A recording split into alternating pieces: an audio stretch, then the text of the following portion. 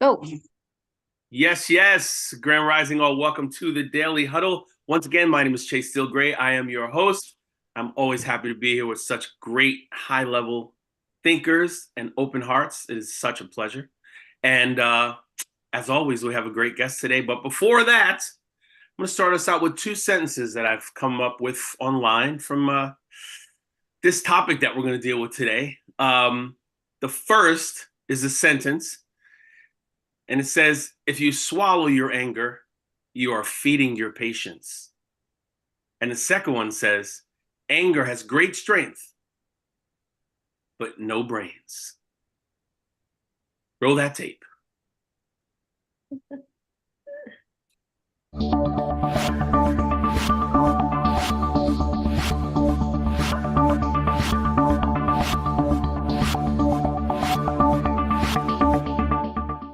Here we go.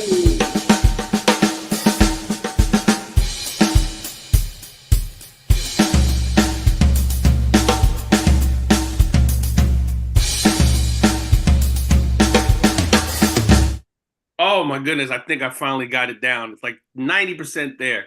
I'm going to get it one day. Grand rising to everyone. Always great to be here. Like to see my faces. And you know what? I want to warm it up with my buddy Robin today because he knows how to warm it up. He just does. I don't know why. He's got it. He's got the rhythm. Robin, how are you today? And who will you hug? Now, I'll tell you what, I appreciate that I get to be the one that says that today because I am exactly the way that I say that I am. And Uh-huh. today I am, here wants to be somewhere else, but here is right where I'm supposed to be, right here on the Daily Huddle, making it happen and bringing a little bit of joy to my little corner of the world. And the hugging's already started. We get up early at my house. So there's been hugs for sons and hugs for wives and hugs for dogs. And I That's hug all great. y'all virtually here a little bit. So good morning. It's that voice, man. I just want you to say, and you are a winner today. Let's tell you what we have for you. It's like Let's that. tell them what do you have for him there, Chris. See what I mean? See how you got that right there? Oh my goodness. Love him. Love me some Robin Stern. Thank you, brother. Fareed, where are you and what are you grateful for today? Well, I am right here. I am right here today in the present. Yes, And you today, I am grateful for me. And I am are. grateful for life. I like that. Yeah. I like that a lot. Thanks for being here, man. I like to see you. I like to see you. So, my good people, if you've never seen this lovely face we have before us, her name is Jeri Silverman. She's been a guest with us before. One of my greatest friends in life. I mean that from the heart of my bottom. I mean, the bottom of my heart.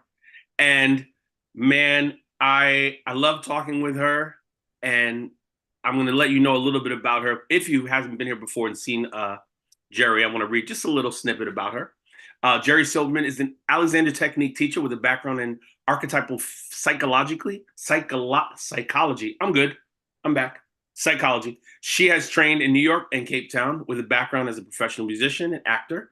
She's passionate about how habitual patterns of voice, breath, posture, and emotion can alter the fluidity of the nervous system and also how they can be harnessed to heal trauma and other pathologies.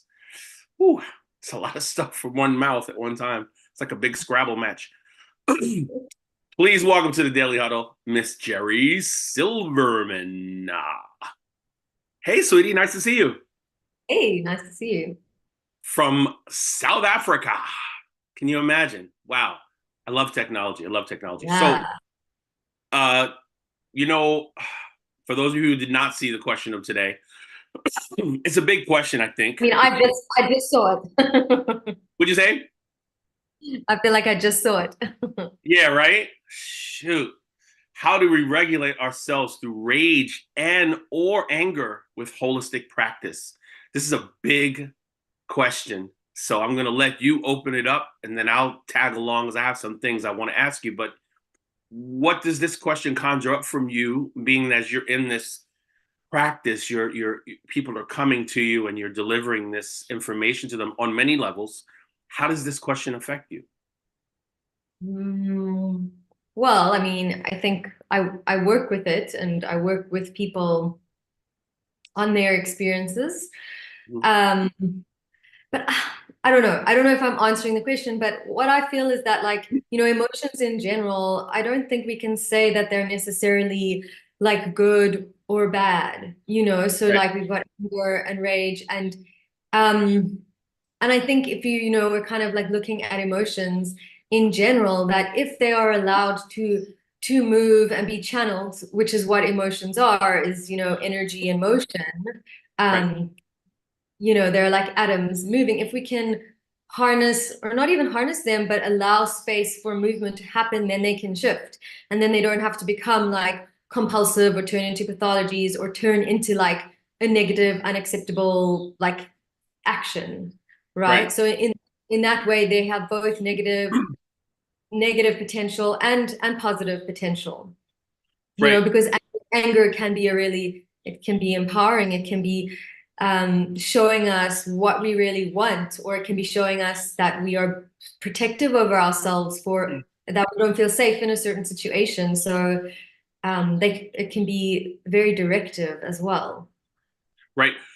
Just to get a little bit more granular or molecular, give me just a short definition or the difference in your mind between rage and anger.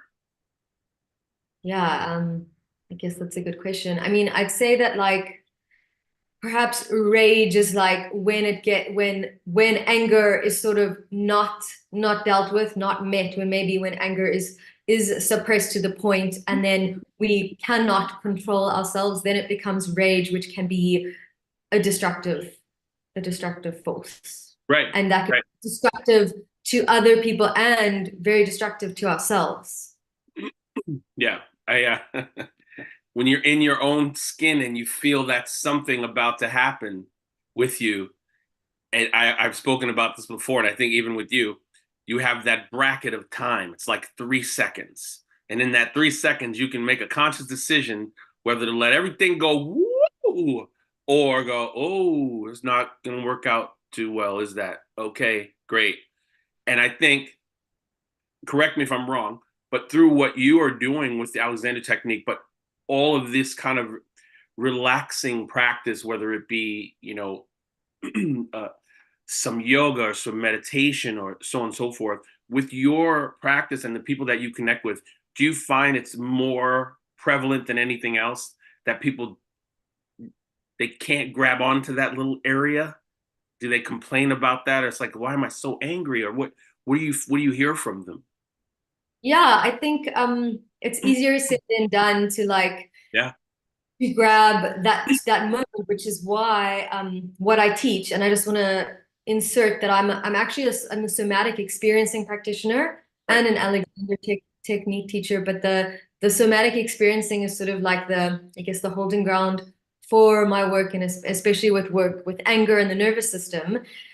And yeah, it's kind of like it becomes, you have to practice. So basically you have to practice becoming aware of like your triggers and what are your signs that you are getting activated or you are feeling unsafe. And for everyone it's different. So we explore that, and then we also practice ways to sort of, I don't want to say like diffuse the anger, but almost to like channel it, you know, because like, you know, when it's just blind rage and it's like, wow, it's sort of uncoordinated, it's wild, it's chaotic, it can be dangerous. But when anger can be used, when it can be used as actually can give us energy if we can express it in a more channeled, like what I like to say, contained way. And so that's kind of what the work offers, is ways to work with it and meet it. And I also think, like, you know, some people maybe, if you don't get to practice being with it in your daily life, and you're also not comfortable with overwhelming emotions, or you're not even aware, like so many people, we're not even aware that we are angry, or that it's something we're taught. So that's when it can just kind of overrupt and overtake you. But if you have an opportunity to like work it out and be with it and meet it and practice noticing what's happening physiologically in your body, like before, and then before, then yes, like you're saying, you'll have more agency to kind of catch it in that moment and know what to do. Right, right. It's something that always fascinates me because I know a lot of practitioners on different levels that I've met over the span of the last, let's say, 15 years. They're all great people and they're all so giving and kind. I wonder with someone like you and I've had a relationship with each other for such a long time. So we're like always connected to talk, no matter where we are in the world. I mean, you've been out of New York, I don't know how many years, but still connected. I always wonder the practitioner arrives to explore how this pain or this trauma has arrived in a person, and I wonder how do you put aside your own trauma or your own painful experiences to concentrate on that? Is there something that you do? Like, do you meditate before your sessions? Do you have a sound bath or some sort of like, how do you help you? Do you know what I'm saying? Yeah, that is a good question. It is really important as practitioners to nourish ourselves. Otherwise, otherwise What what can you do? basket Right. are we eating and holding space for? But I mean, I think, the most important thing is doing your own work. So separate from seeing clients, then I have my own sessions with my own like therapist or body work or whatever to work through my own stuff so that, when things come up with clients, I know how to handle myself in that. And, if you feel, if I feel myself getting triggered, then that's an indication either of a resonance, like maybe we share a particular history, but there can be multiple reasons. But I think you learn how to, have that boundary around yourself, and just Yeah. the work is work. You're there for the work.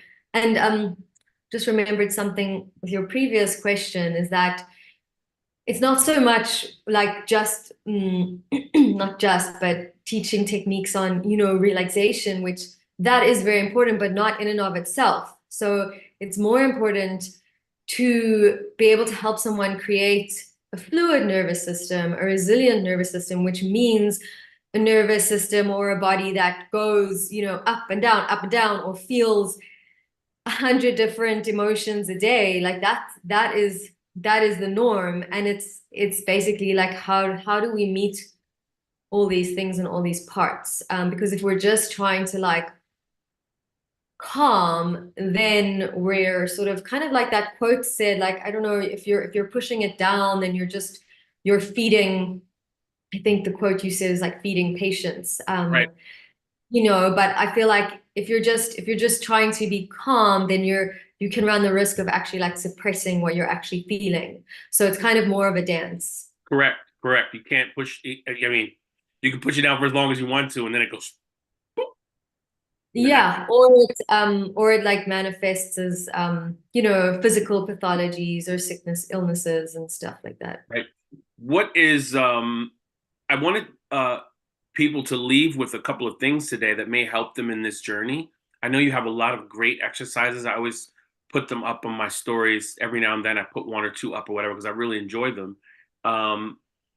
Do you think you could tell us a couple of things that maybe can help with these situations? Just short little things maybe that someone can do to kind of take it down and be a little more leveled or a little more balanced at any given moment, because it can happen anywhere. It's not like it happens every time we're on our sofa at home, like, wow, I'm angry, I'm going to do something. Like, it could happen in your car. It could happen while you're buying bread. I mean, it's everywhere, isn't it?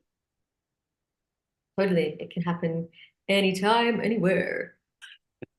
You made it sound so nice just then. Yeah, what would you recommend? Like, what little exercise or something can someone come away with just to get back into that more comfortable place, even for a temporary moment? Sure.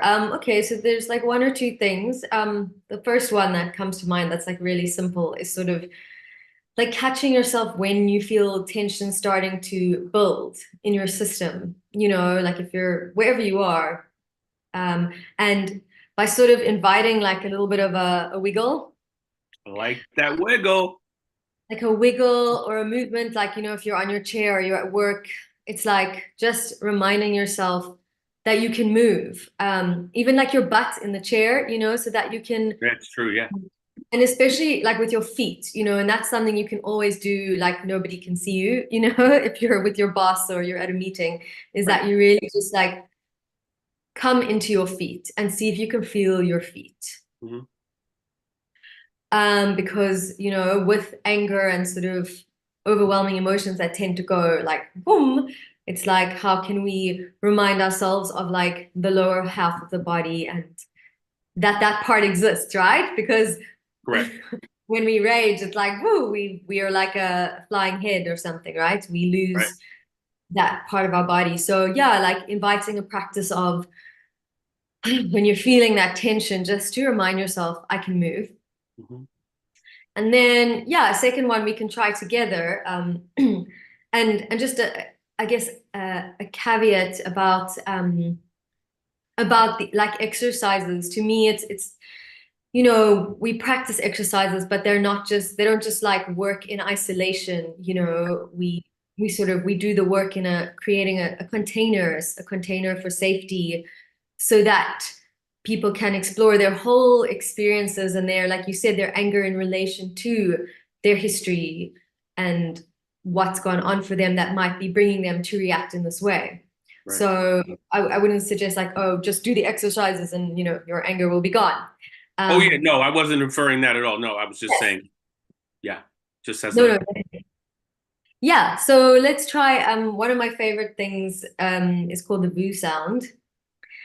So it's kind of like a foghorn, and it's like VU, kind of like that. And we'll do it together, and you'll kind of just do it till the end of your breath, but not till you're like totally out of breath, just to the end of your breath. And kind of when you get there, just let your lips kind of close and wait for the breath to come in.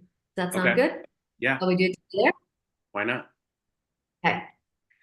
I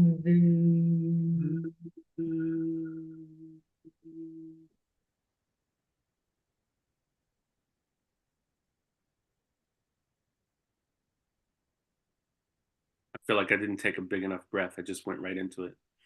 But that's the singer in me. Yeah, you don't actually even need to take a big enough breath. How about you do it now once on your own, on your whatever pitch you want to do it. And it doesn't have to be particularly long. Just try it out like a low sound.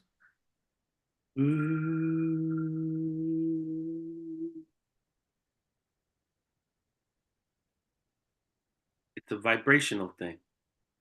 That's what it Yeah. feels like. Like it cleanses through vibration. That's what it felt like when I did it. Yeah. And how does your breath feel now?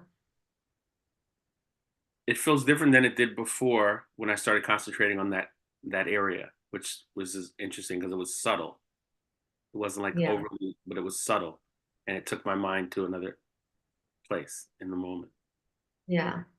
Yeah, so things like this, particularly because they sort of kickstart our breathing, if we were can kickstart our breathing in a new way, if we were kind of holding our breath, which can also be like, which I see a lot in people who feel like they're often, you know, at that point of ready to explode. And so like working with the breath, doing whatever kind of breathing exercises or something so that you're not always, you know, going through your life breathing like, because like if that's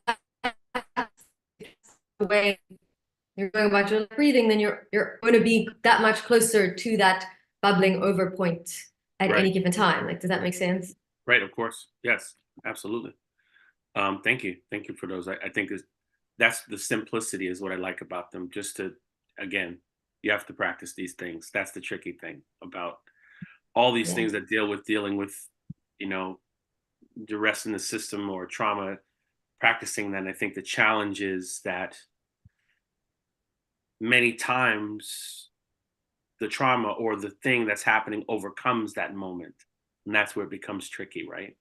So Totally, because then we're not in this moment, we're back. We're right. back at that time we were 8 years old and we couldn't use our voice or Man, incredible. I want to make sure if anyone has any questions to get them in right now. I think we always have such a great talk. So I want to go with Stan and see what you have to say, Mr. Stan. Yeah, thank you, Chase. On Jeri, is it important the actual sound? Does it actually have to be articulated a certain way, or does it really matter? Is it more the vibration than the actual sound? That is a good question. I mean, you can play around with sounds, but the VU sound has Voo. a really nice VU. It has like a really nice effect. Like, you know, if you can shape your mouth and really VU. And it's also like a sound that can come from your belly. You know, different sounds have different qualities. So I think that kind of is the reason behind the VU. But you know, like you can play around as well, but start with that. Yeah. Okay, thank you for that. Yeah, because I was wondering, was I saying it right? Because I was doing more an ohm sound than actually the voo sound. Yeah. Thank you very much. Yeah. Thank Try you. that. Yeah. It's Another interesting you said that the ohm thing, because I thought about that too. Ohm always makes its way somehow into the room of these kind of sounds. It's kind of always has the middle ground, which is great. And I was gonna say, like another great, you know, practice for anger is pushing, you know, pushing against the wall. You know, yeah, really like getting Thing physical like with, literally standing up against the wall and pushing up against it. yeah, literally like this. Wow. And then like, but putting your, you know, pushing and yeah, and this is something you can also like, you could use your breath with, like, you know, as you're pushing, so that you're not like getting like stuck with your breath. You could even try the VU sound with a push. Interesting. VU. Very And interesting. so, yeah, and just watch yourself that you're not like locking down with it. Yeah. Wow. That was a really small thing, but when you said it, I thought about that. I thought about the actual concept of pushing against something.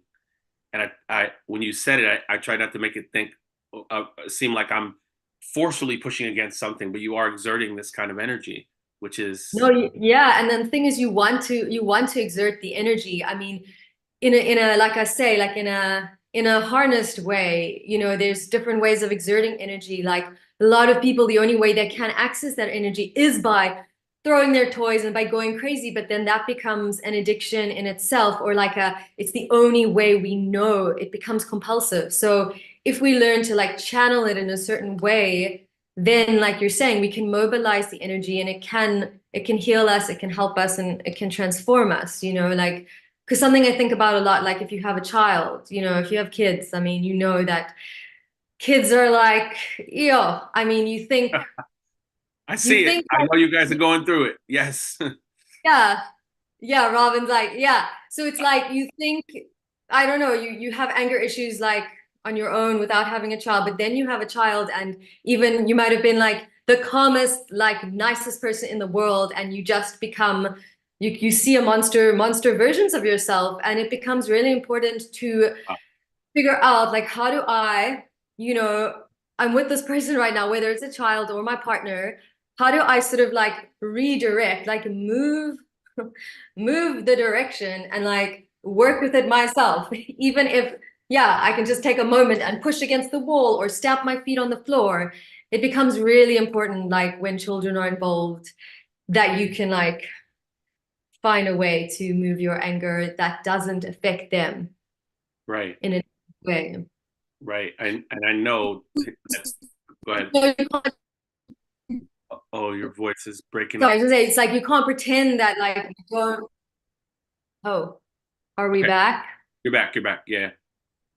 Testing. Yeah, it's like, because we can't pretend that we don't feel these things, and we can't like try to be like these perfect people. Like anger is, it's an important emotion. I mean, like I say, they're all important emotions. So to pretend that we're like one-dimensional is not realistic. I know. I know that to be true. I know that to be true. I I wanted to say this one thing. Something happened to me a couple days ago, and it connects with this. And I want to put this in your lap for a second, real quick. I was singing in an outdoor area, and a person came over to where I was singing and walked over my equipment to go literally walked over my equipment. So right when that happened, just what I spoke to you about a second ago, the rage started to boil up in me.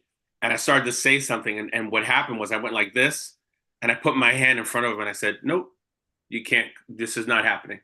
And he was like, why are you getting your hands on me? And I was like, step back, just walk in reverse. This is not happening. And he goes, you know what? I should punch you in your face and I should take your stuff. And I went, that's not going to be a good choice for you right now. I need you to walk away.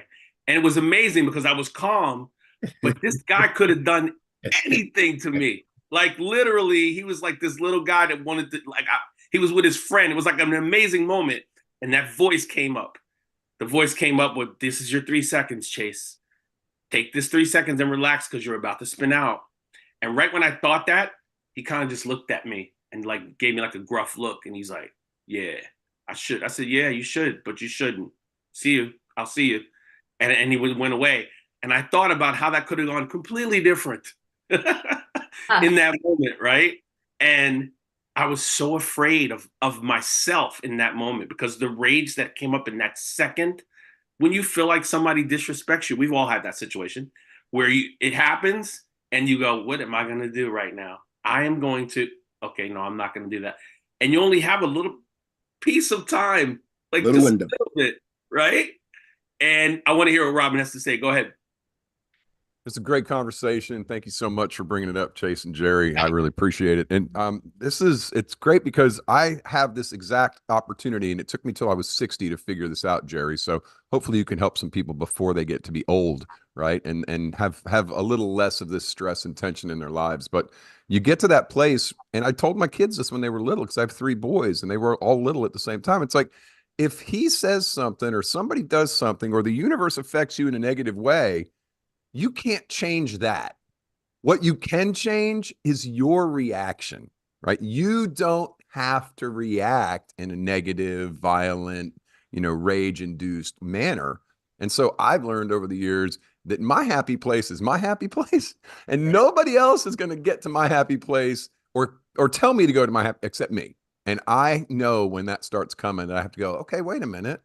This isn't doing anything positive for me. I'm not going to deal with this anymore. And what it's done is it's made me incredibly healthy, Jeri. I have like I take 0 medications. I have 0 comorbidities. My family has all kinds of diabetes and heart and this and cancer. I have none of that because I just that's it. No, this is my happy place, and you don't get to choose that for me. And you don't get to decide how I react to your ignorance, right? And so that was what I've been teaching my kids, and it's getting much better. I can see it a lot. So kudos to you. I'm interested in the Alexander technique. I'm going and looking at it now, looking it up, and trying to figure out how to implement it. But that's a very worthwhile cause, and I congratulate you and just want to honor you for taking that task because you're going to help a lot of people. So thank you. Thank you. Thank you for sharing that. You're welcome. She's amazing. She does it really well. I think you have the perfect personality for it. Got it going on. And get Robin's book. The book. Thank you, the sir. book, man. I'm enjoying it. I'm going to reach out to you. Okay, appreciate it. So, wow, so much more to say on this, but I'm going to wrap it up here because it's a nice little tight little ending right here based on what we just spoken about. Would you like to add anything before we close out? Yeah, I love what both you guys shared about, how it's our choice, how we react to situations, and that it's a practice, and it's like create boundaries so that we feel safe in our bodies to be able to speak our voices, because when we don't feel empowered, we don't feel safe, then we aren't able to set boundaries in very clear ways, such as you guys have both described. So right. I think that's important. Oh, wait, I have to finish one more real quick piece of that. Yeah. Though. I apologize. Yeah. I had to talk to somebody today that I've known for a month. I was going to have to let them down on something that we're doing together, and I had to let them go as of the first of the year. And it was causing a lot of apprehension. And my youngest son, who is the one who struggled with this the worst, looked at me and goes, "But Dad, anytime there's a hello, there's always going to eventually be a goodbye. So why are you putting anything negative on it? It's just what it is, right? You don't hate her. You're not mad at her. There's no negative. but you're adding the negative and creating this unsafe feeling in you, when all you have to do is just say, hey, look, you did a great job. It's no time for us anymore. This is a time for us to go, and don't make it negative. And I did. I had the conversation. I had any apprehension in me when I had the conversation. It was very well, but it came from the kid who I had to teach that. So it came back full circle. Yeah. Sorry. Yeah, clear wisdom from a child's eyes. Woo, And it's like you're saying, it's like when you feel clear and safe in yourself, then you can say you can speak your truth or your boundaries or disconnect from a relationship in a way that you're not like throwing it in that person's face or creating a whole party about it. Excellent. Excellent. Thanks for saying that. Man, learning by example that you gave, and this too shall pass, said another way. Wow. Unbelievable. That was great. So thank you, Jeri. You know I'm going to have you back because there's nothing you can do about that. Love seeing you. Thanks for being with us on this great topic that I know people want to talk about, but they're afraid to talk about it a lot because, you know, a lot of people are afraid of their anger. They're afraid of their rage. They don't want to expose it. So I hope we've helped someone today in one way or another. I really mean that. I hope someone got a tidbit that can push them through a situation a little bit easier, and they'll hear our voices the next time something comes up. As always, we end with our tenets. You know what they are. I'd love to say them because they're part of my life way before I was on the Daily Huddle. So it was amazing to see them. But always, always love stronger than you think you should, right? Give more to the present moment, whether it's a tangible item or just a hug or just a word, right? Move the body intentionally on a daily basis so that we can have this fluidity, we can have this forward motion. Of course, stress less because that's going to create less of everything, stressing less, right? The actual, genesis of that. We want you to sleep more. Man, I'm talking to myself. Sleep more, Chase. Goodness gracious. Eat more plant-based things. It'll just help you. I believe it. I do it all the time. It's really, really a game changer. And of course, check yourself. Challenge your assumptions. Most of the time, they're not what you think they are. Thank you so much, everybody. It's been a pleasure. Thank you, Jeri, all the way from South Africa. Thank you. Thank you, Jeri. Thank you, Jeri. Thank you, Jeri. Bye. Thank you, family. Thank you, everyone. Excellent job. Bye. Um,